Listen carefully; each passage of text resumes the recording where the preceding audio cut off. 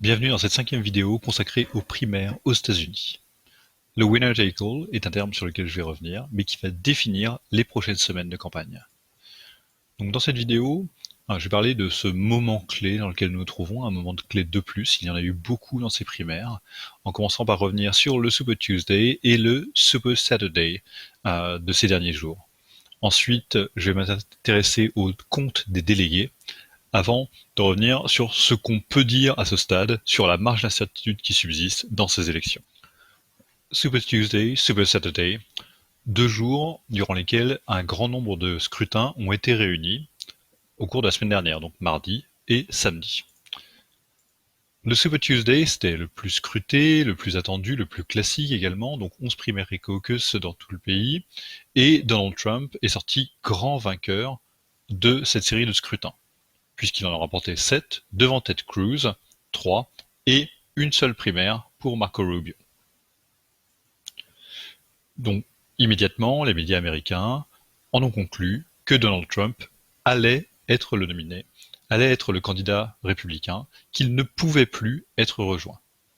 Et puis, samedi, coup de théâtre, puisque 4 nouvelles primaires étaient organisées dans le Kansas, le Kentucky, la Louisiane et le Maine, et cette fois, Ted Cruz, contre toute attente, a fait jeu égal avec Donald Trump et lui a même infligé des défaites retentissantes. Marco Rubio, lui, étant toujours distancé. Aussitôt, les médias américains ont changé leur fusil d'épaule et se sont souvenus que Ted Cruz avait été un temps donné favori de cette course à côté républicain et qu'il constituait et ont de nouveau affirmé qu'il était le principal rival de Donald Trump, celui qui peut-être allait l'empêcher de devenir le candidat républicain. Côté démocrate, on a observé à peu près le même phénomène, c'est-à-dire une victoire assez nette d'Hillary Clinton durant le Super Tuesday, et puis malgré tout une remontée de Bernie Sanders, donné perdant, donné distancé, mais qui semble bien décidé à rester dans cette course.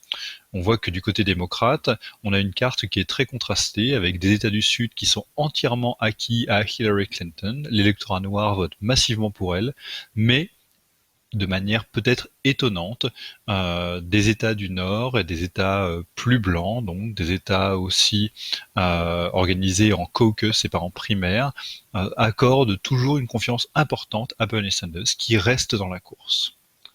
La prochaine étape va donc être moins de s'intéresser aux victoires dans les élections, dans les primaires, dans les caucus, de s'intéresser moins à ces résultats bruts qu'aux délégués. Alors c'est surtout vrai côté républicain. Côté républicain, parce que l'ensemble des délégués va être assigné par les primaires. Ce n'est pas vrai du côté démocrate, où il y a un certain nombre de super délégués qui vont se prononcer en dehors du processus des primaires. Côté républicain, le chiffre clé, c'est 1237. Or, si on regarde, Trump a actuellement 382 délégués, Cruz 300 et Marco Rubio 157. On a donc une nette domination de Donald Trump, mais cette nette domination ne signifie pas pour autant qu'il a déjà remporté la nomination. On est assez loin du chiffre de 1237.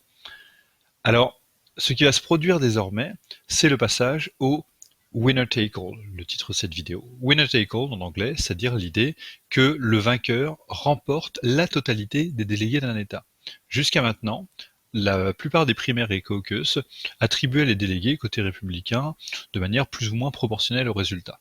Et donc on voit que les écarts sont assez faibles. Donald Trump a gagné beaucoup plus de primaires que Marco Rubio ou Ted Cruz. Pour autant, il ne les distance pas de manière aussi nette dans le compte des délégués.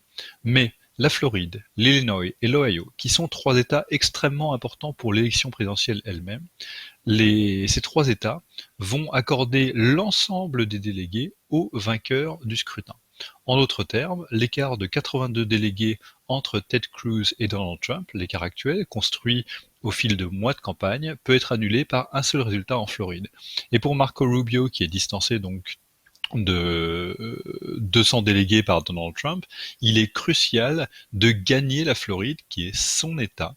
S'il devait être battu, il abandonnerait certainement la course, comme d'ailleurs Ben Carson l'a fait la semaine dernière, constatant qu'il n'avait plus tellement de moyens de gagner la nomination.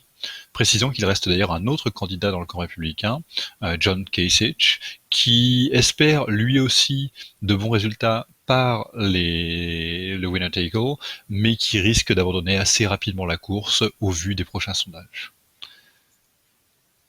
Qu'est-ce qu'on peut conclure de tout ça? Eh bien, on peut s'intéresser à la marge d'incertitude qui subsiste, et malgré tout prendre le risque d'affirmer que les prochaines semaines vont être marquées par un duel entre Donald Trump et Ted Cruz, sauf résurgence inattendue de Marco Rubio.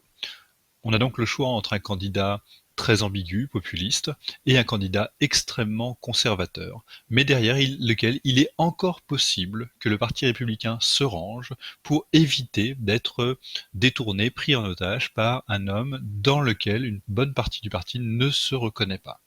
Donc c'est vraiment l'enjeu des prochains scrutins, des prochaines semaines. Côté démocrate, l'enjeu est toujours le même puisqu'on n'avons que 2 candidats.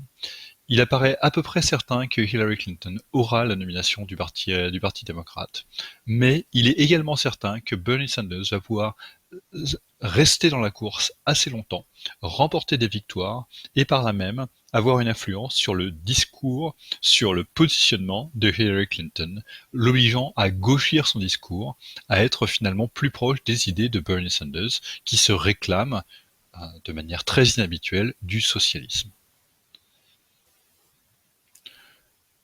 On a donc un double duel qui se dessine côté républicain et côté démocrate.